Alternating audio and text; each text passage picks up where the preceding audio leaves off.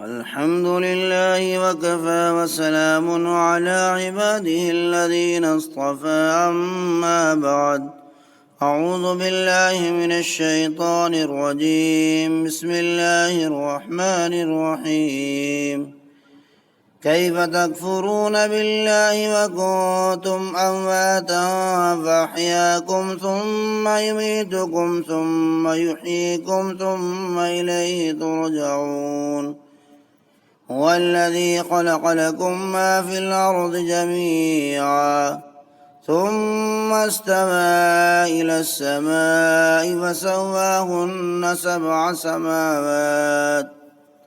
وهو بكل شيء عليم وإذ قال ربك للملائكة إني جاعل في الأرض خليفة قالوا وتجعل فيها من يفسد فيها ويسفك الدماء ونحن نسبح بحمدك ونقدس لك قال إني أعلم ما لا تعلمون وعلم آدم الأسماء كلها ثم عرضهم على الملائكة فقال أنبئوني بأسماء هؤلاء إن كنتم صادقين قالوا سبحانك لا علم لنا إلا ما علمتنا إنك أنت العليم الحكيم قال يا آدم أنبئهم بأسمائهم فلما أنبأهم بأسمائهم قال ألم أقل لكم إني أعلم غيب السماوات والأرض وأعلم ما تبدون وما كنتم تكتمون بھلا کیوں کر ناشکری کرتے ہو اللہ کے ساتھ، حالانکہ تھے تم محض بے جان، سو تم کو جاندار کیا، پھر تم کو موت دے گا،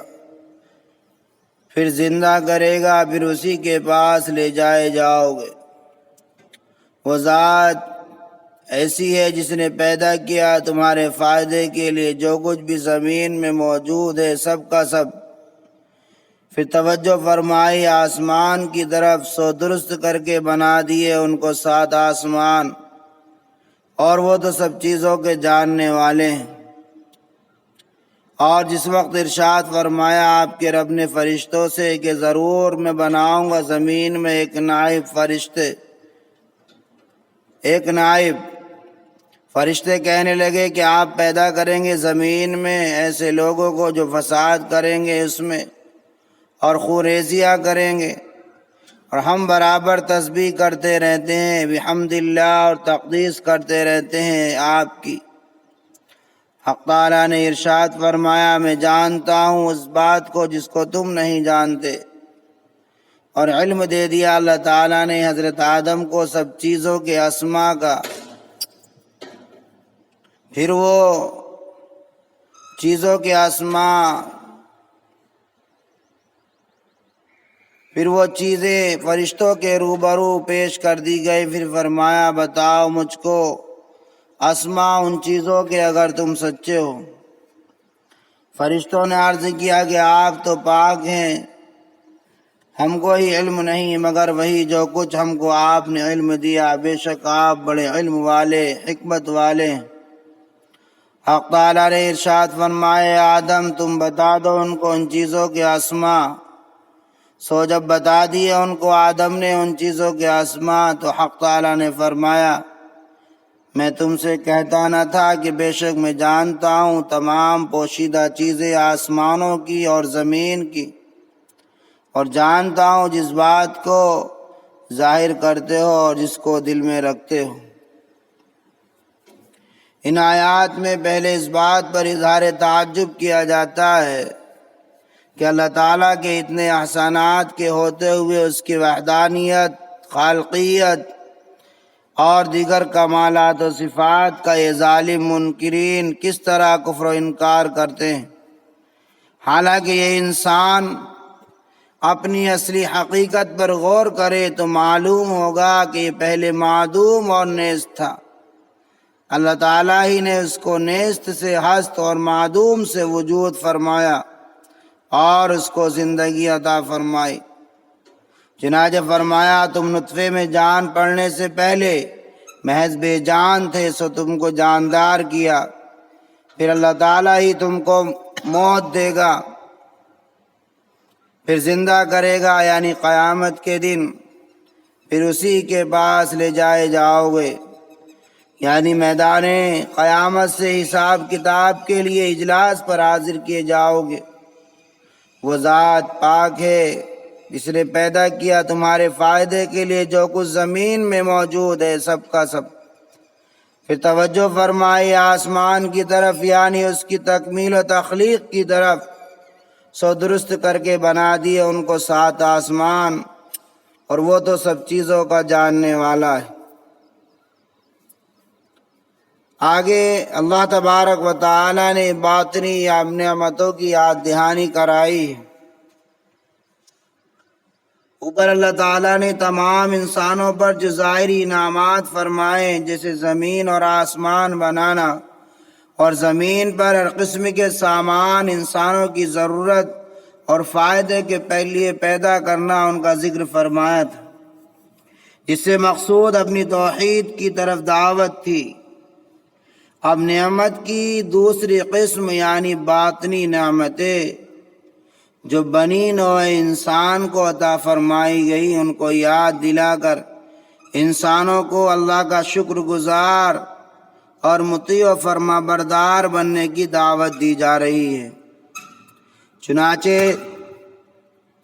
حضرت آدم علیہ السلام جو تمام بنی نوع انسان کے جد امجد اور پہلے انسان ہیں، ان کے شرف و فضیلت کو یاد دلایا جاتا ہے کہ اللہ تعالیٰ نے ان کو کس طرح اپنی قدرت سے پیدا کیا، ان کو کیسی علم کی دولت دی، ان کو مسجود ملائکہ بنایا اور ان کو اپنا نائب اور خلیفہ ہونے کی عزت بخشی، اور تمام انسانوں کو انہی کی اولاد ہونے کا فخر عطا فرمایا۔ اور اسی غرض سے حضرت آدم علیہ السلام کے قصے کو بیان کیا جاتا ہے۔ قرآن کریم کا یہ بھی ایک اعجاز ہے کہ وہ ایک واقعے کو مختلف صورتوں میں ان صورتوں کے مضامین کے مناسب بیان فرماتا ہے۔ یہاں اس صورت میں ان آیات میں جو فرمایا گیا، اس کا خلاصہ یہ ہے کہ اللہ تبارک و تعالی نے جب حضرت آدم علیہ السلام کو پیدا کرنا چاہا تو فرشتوں کو اطلاع دی کہ میں زمین میں اپنا خلیفہ بنانا چاہتا ہوں۔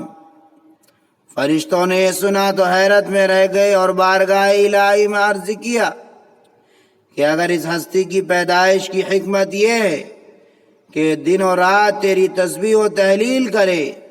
اور تقدیس و بزرگی بیان کرے تو اس کے لیے ہم حاضر ہیں، جو ہر لمحہ تیری حمد و ثنا کرتے ہیں اور بے چوں چرا تیرا حکم بجا لاتے ہیں۔ یہ بنی نوع انسان جن کو آپ پیدا کرنے کا ارادہ فرما رہے ہیں، ان میں اچھے برے سب طرح کے ہوں گے، ان میں کوئی مفسد اور سفاک بھی ہوگا۔ یہ بات اللہ تعالیٰ نے ملائکہ کو کس طرح معلوم کرا دی ہوگی کہ بنی آدم میں بھلے برے سب طرح کے لوگ ہوں گے۔ تو آدم کی تخلیق اور اس کے خلیفہ بنانے میں کیا حکمت ہے، یہ ملائکہ نے معلوم کرنا چاہا۔ اللہ تعالیٰ نے ملائکہ کو اول تو اس کا ایک حاکمانہ طرز سے جواب دیا کہ تخلیق آدم اور خلافت عرضی کی حقیقت اور اس کی ضرورت سے تم واقف نہیں، اس کا علم مکمل طور پر مجھی کو ہے۔ دوسرا جواب حکیمانہ انداز سے دیا گیا تاکہ ملائکہ کو حضرت آدم کی برتری اور اپنی عزت اور درماندگی کا مشاہدہ ہو۔ چنانچہ حضرت آدم علیہ السلام کو اللہ تعالیٰ نے پیدا فرما کر اپنی عظیم المرتبت صفت علم سے نوازا اور ان کو علم اشیاء عطا فرمایا، یعنی تمام موجودات روئے زمین کی چیزوں کے نام اور ان کے خواص و آثار کا علم دے دیا، اور پھر فرشتوں کے سامنے وہ چیزیں پیش کر کے ارشاد فرمایا کہ تم ان اشیاء کے متعلق کیا علم رکھتے ہو؟ وہ لا علم تھے، کیا جواب دیتے؟ انہوں نے اپنے عجز کا اعتراف کیا۔ اس پر آدم علیہ السلام کو خطاب ہوا کہ فرشتوں کو ان کے اسماء بتائیں۔ چنانچہ آدم علیہ السلام نے فوراً سب بتا دیے، اور اس طرح آدم علیہ السلام کی فضیلت اور برتری کی ایک اہم صورت کا اظہار کیا گیا۔ آدم علیہ السلام کو ایک طرح معلم کا درجہ دیا گیا اور فرشتوں کو طالب علم کا۔ بہرحال یہ ثابت فرما دیا گیا کہ صلاحیت خلافت کے لیے جن علوم کی ضرورت ہے وہ آدم علیہ السلام میں سب جمع ہے۔ دعا کیجئے کہ اللہ تبارک و تعالی بے انتہا شکر احسان کہ جس نے ہم کو انسان بنا کر پیدا فرمایا اور اسلام اور ایمان سے نوازا۔ اللہ تعالیٰ کا بے انتہا شکر احسان ہے جس نے اپنے فضل و کرم سے ہم کو بنی نوع انسان میں پیدا کیا، اور اس نے ہم کو دنیا میں اسلام اور ایمان کی دولت عطا فرمائی، اور اشرف الانبیاء والمرسلین صلی اللہ علیہ وسلم کا امتی ہونا نصیب فرمایا۔ اللہ تعالی ہمیں اپنے اور اپنے رسول